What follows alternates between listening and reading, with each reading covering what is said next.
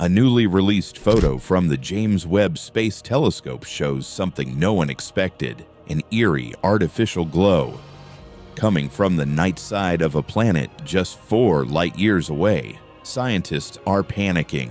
Is this the first visual proof of intelligent alien life? If so, why is no one talking about it? In the early hours of July 17th, the James Webb Space Telescope captured something strange.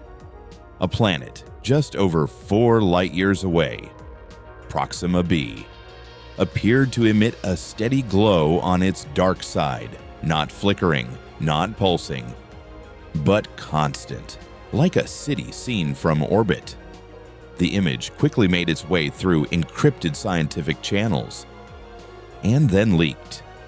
And now the world is asking, what exactly did we see? Could this glow be artificial? And if it is, who or what is generating it? Proxima B isn't new to astronomers. It's long been considered a potential candidate for life because of its Earth-like size and position in the so-called habitable zone. But until now, we had nothing more than theory. Today, that changes. Because what the James Webb Telescope captured might not just rewrite textbooks, it might rewrite our place in the cosmos. So what's really happening on Proxima B? What secrets lie hidden in that glow? And are we truly ready for the answers? To understand why this discovery is so important, we first need to understand Proxima B, the planet at the center of this cosmic mystery. Proxima B orbits Proxima Centauri, a red dwarf star in the Alpha Centauri system. It's our closest stellar neighbor, just 4.24 light-years away from Earth. In cosmic terms, that's basically next door. Discovered in 2016 by the European Southern Observatory, Proxima B was immediately labeled a high-priority target in the search for life. Why? Because unlike the thousands of exoplanets discovered since, Proxima B checks some very rare boxes. First, it's rocky, not gaseous, meaning it has a solid surface, like Earth.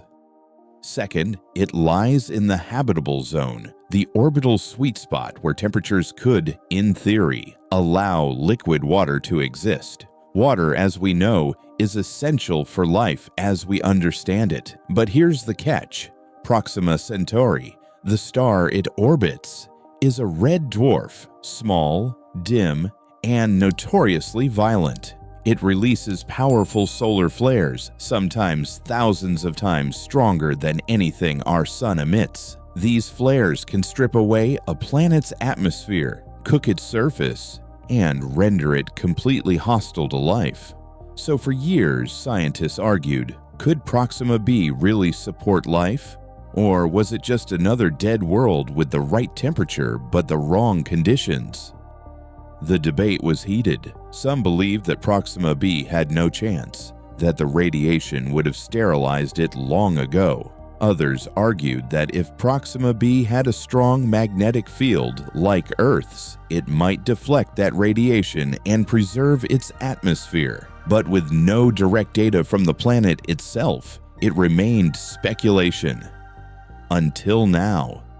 The image captured by James Webb doesn't just reignite this debate, it potentially ends it. Because if the glow is artificial, if it's the product of intelligent life, then life has not only survived on Proxima B, it has advanced, and that would change everything. The possibility of a nearby Earth-like world with intelligent inhabitants is no longer science fiction. It's now a working hypothesis, one that has scientists racing to reevaluate everything we thought we knew about red dwarfs, habitable zones, and the uniqueness of our own planet. But as you'll soon see, this is only the beginning, because what the James Webb saw gets even weirder. The James Webb Space Telescope wasn't even looking for this. Its mission was to analyze Proxima B's atmosphere to detect signs of gases like carbon dioxide, methane, or water vapor, indicators that might hint at biological activity. But what it captured instead stunned everyone. When observing the planet's night side, scientists noticed a faint but persistent glow. Not a flare, not a reflection, not heat radiating from the planet's surface. It was light, steady, uniform, and spread across a defined region covering hundreds of square kilometers. Even stranger, this glow emitted in wavelengths that closely resemble the infrared signature of artificial lighting, the kind we use in cities on Earth. Now think about that. On Earth, when viewed from space, our cities give off a distinctive glow, especially in the infrared range. That's how satellites track power usage, urban expansion, and even war zones. And this strange distant glow matched that pattern. One scientist described it as looking like someone left the lights on in a place no one should be. At first, the Webb team thought it might be instrumental error, maybe a miscalibration or sensor noise, but the pattern was repeatable. The light didn't flicker. It didn't behave like auroras, volcanic lava, or any known atmospheric phenomenon. And then came the data that pushed everyone over the edge. The glow only appeared on the night side of Proxima B, as if somehow it was being generated in the absence of sunlight. Intentionally. Let that sink in. This wasn't just light, it was purposeful illumination. And that set off a firestorm of speculation. Could it be a city? An underground civilization venting heat? Or even some kind of power plant capturing energy from the star and distributing it across the planet's surface?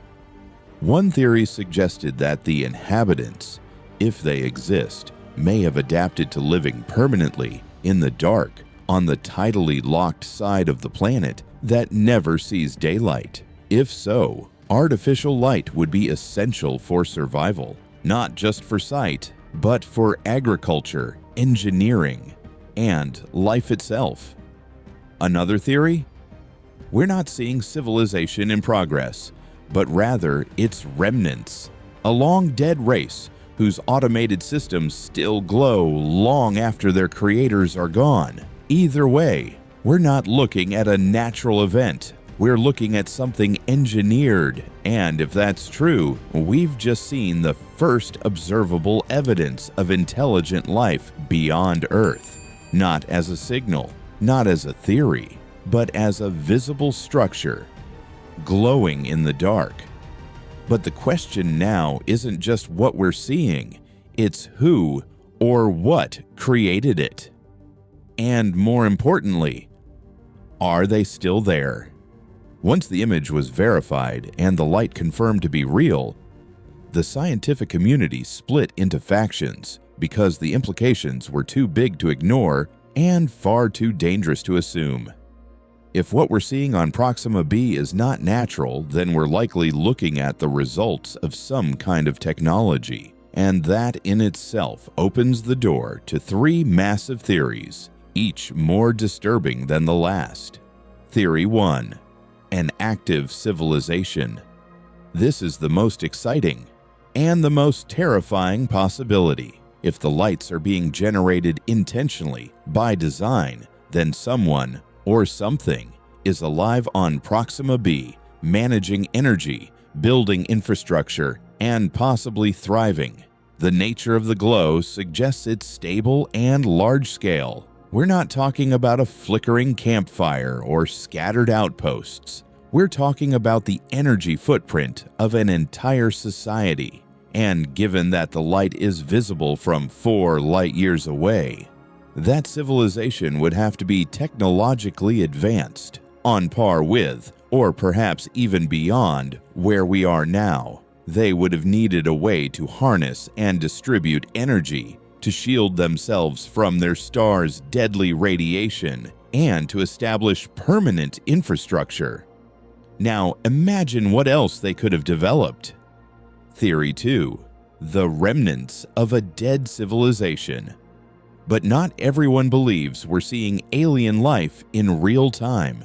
There's another theory that's equally compelling and maybe even more haunting. What we're witnessing is the afterglow of extinction.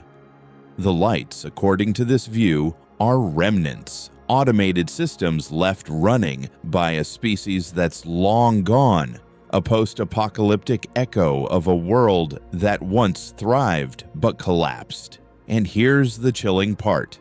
If it happened to them, could it happen to us? Some scientists now argue that Proxima B might serve as a warning, a cosmic tombstone silently radiating its message into space. Maybe they had technology. Maybe they reached a peak. But then, something went wrong. Environmental collapse, global war, stellar catastrophe. Whatever it was, the lights kept burning, even after the builders disappeared. Theory 3.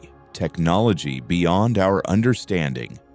The third theory is harder to wrap your head around, but perhaps the most important. What if we're not seeing cities or remnants at all? What if the lights are part of a technology we can't yet comprehend?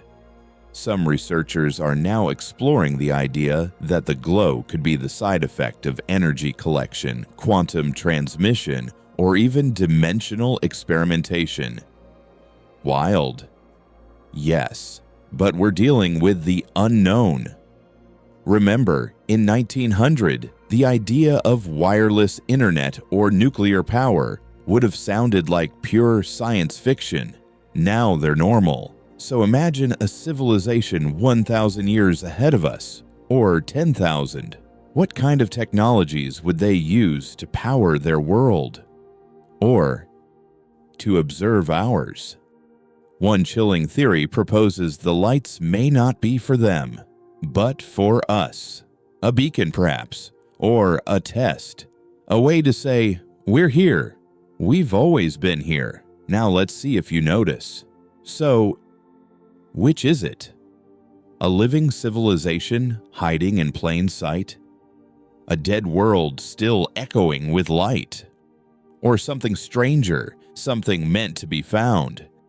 The only thing we know for sure is that none of this was expected, and what happens next could define the future of science, and maybe even the future of our species. Because now that we've seen the glow, we can't look away. Let's assume for a moment that the lights on Proxima B are artificial, that what we're witnessing is not a coincidence or a geological anomaly, but the unmistakable trace of intelligence. In that case, the next question isn't scientific, it's philosophical, political, and existential. Should we try to contact them? For years, the idea of reaching out to extraterrestrial civilizations has hovered at the edges of scientific curiosity, known as active SETI, the act of sending signals rather than just listening. Until now, that idea felt speculative, but this discovery changes the equation entirely, because if something or someone is on Proxima B, they may already know we're watching. And that raises a profound dilemma. If we speak, we announce our presence. If we remain silent, we stay hidden. But silence won't protect us forever. Throughout human history, first contact between civilizations, especially when one is more advanced, has rarely ended peacefully. Time and again, the weaker side has suffered. Think about the arrival of European explorers in the Americas. Think about the cultural erasure, the collapse of civilizations, the disease, the war. Now magnify that imbalance by thousands of years of technological evolution. If we reach out to an alien species that's even just a few centuries ahead of us, how would they perceive us? As equals?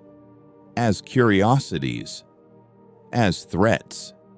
Stephen Hawking once warned that contact with an alien civilization could be like Columbus landing in the New World, and we should not assume we'd be the ones with the ships. But even if we wanted to initiate contact, what would we say? How would we communicate across not just space, but biology, logic, and perception? Would we send mathematical constants, DNA sequences, a map? And could we be certain that whatever we send would be understood as peaceful? Or, what if the light on Proxima B is already a message? What if it was placed intentionally, an observable beacon designed to be seen from afar by species like ours? In that case, our choice to respond or not might already be anticipated. And here's the twist that few are considering. We may no longer have a choice in the matter. For over a century, Earth has been broadcasting into the void. Radio signals, television transmissions, radar pulses, they've all been leaking into space, traveling light years in every direction. Anyone or anything within 100 light years already knows we're here. And now that we've observed the glow on Proxima B, that attention may be mutual. So the real question isn't just whether we should respond, it's whether we're emotionally, culturally, even psychologically prepared to face the implications of doing so. Are our governments equipped to handle it? Our religions? Our sense of identity? Some scientists argue that no one nation should make the call, that the question of first contact belongs to all of humanity. But even that brings its own chaos. Who speaks for Earth? Who decides what to say? What not to say? Because once we speak, once we open that channel, we cannot close it. And that silence we've lived in for millennia ends. Because if someone is out there and they've seen us now, this is no longer science fiction. This is the beginning of a new chapter in human history, and the next move might not be ours. For decades, scientists have operated under a simple assumption that life, as we know it, can only exist under very specific conditions. A planet must orbit within the habitable zone of its star, must have liquid water, a stable atmosphere, and protection from harmful radiation. This idea has shaped how we search for exoplanets, where we point our telescopes, and which worlds we dismiss as dead on arrival. But the light on Proxima B challenges all of that. You see, Proxima B orbits a red dwarf star, Proxima Centauri. Red dwarfs are the most common stars in the galaxy, making up more than 75% of all stars. But they've never been considered friendly to life. They are small, dim, and violently unstable, constantly erupting with powerful solar flares that can strip away a planet's atmosphere and fry its surface. For years, Proxima B was seen as a statistical curiosity. Interesting, yes, but ultimately uninhabitable. A maybe, a long shot. But what if we've been wrong? The glow on Proxima B's night side, assuming it's artificial, suggests that some form of life not only exists there, but has adapted to its extreme environment. Perhaps they live underground, shielded from radiation. Perhaps they've engineered magnetic fields to protect themselves. Or maybe they've simply evolved in ways we can't yet imagine, ways that don't rely on the same biological constraints we consider universal. That idea, life adapting to what we consider hostile conditions, isn't actually new. We've seen it here on Earth. Deep beneath the ocean, entire ecosystems thrive near hydrothermal vents, where temperatures soar and sunlight never reaches. Microbes live in toxic environments, feeding on sulfur, acid, even radiation. Life is incredibly resilient. And if it can adapt to the most extreme places on Earth, why not on other worlds? What this means is profound. If life can exist around red dwarfs, stars that make up the majority of the Milky Way, then our estimate of habitable worlds just multiplied exponentially. Suddenly, the places we once ignored deserve a second look. Proxima B may not be an exception, it might be a blueprint. This discovery forces us to rethink the very definition of habitable. It's not just about temperature or water. It's about energy sources, atmospheric chemistry, magnetic protection, even planetary rotation. And Proxima B checks more boxes than we ever gave it credit for. Some scientists are even proposing new models of planetary habitability, ones that include subsurface oceans, geothermal energy, and biospheres completely independent of starlight. This changes how we build missions, what instruments we send, and how we interpret data. Because if we've underestimated Proxima B, how many other planets have we written off too soon? And here's the kicker. This isn't just about alien life. This is about understanding our own fragility and our own potential. If life can survive under the most brutal cosmic conditions, maybe we can too. Maybe the future of humanity doesn't lie in escaping to perfect Earth-like worlds, but in adapting, expanding, evolving, just like whatever may have happened on Proxima B. So the question isn't just, is life out there? It's, have we been looking in the wrong places all along?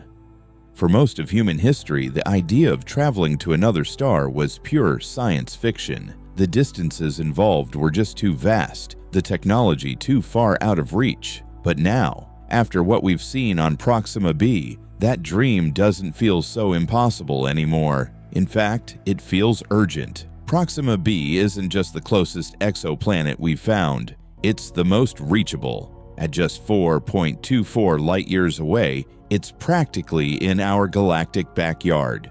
And while that distance still translates to over 40 trillion kilometers, it's nothing compared to the hundreds or thousands of light-years between us and most other potentially habitable worlds. Which is why, even before this discovery, a number of ambitious projects had already begun focusing on how to get there.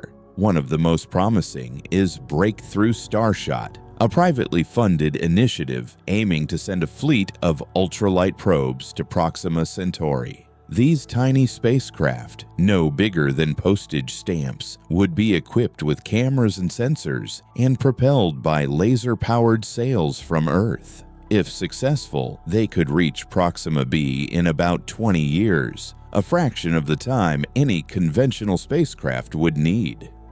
Until recently, that timeline seemed like a bold experiment. But now, with what might be artificial light detected on Proxima B, the motivation to push harder has multiplied.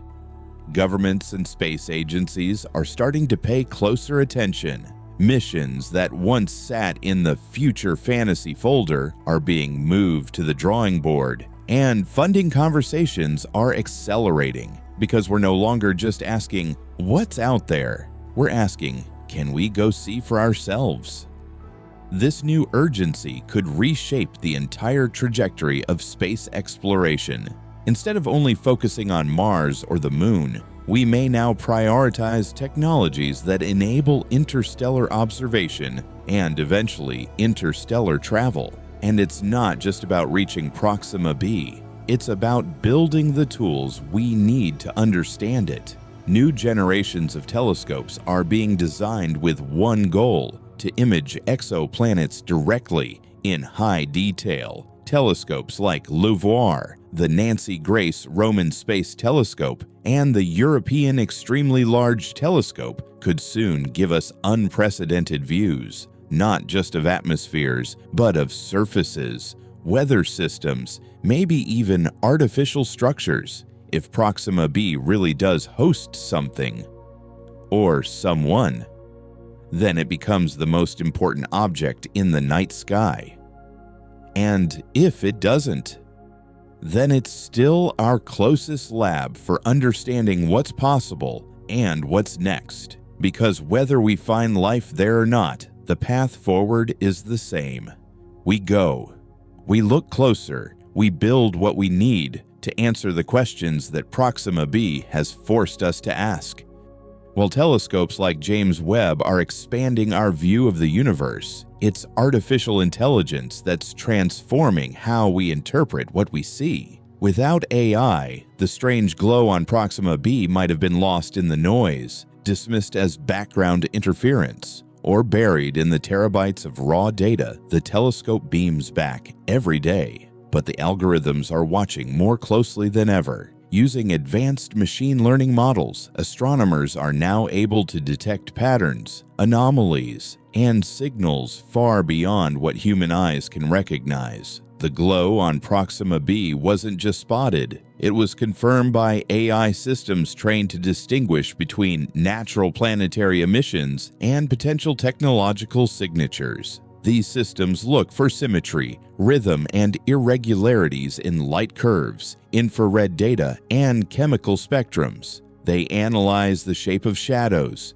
the consistency of illumination, the spectral fingerprint of the atmosphere, all in fractions of a second. What would take human teams months or years to verify, AI can flag in minutes. But this is just the beginning.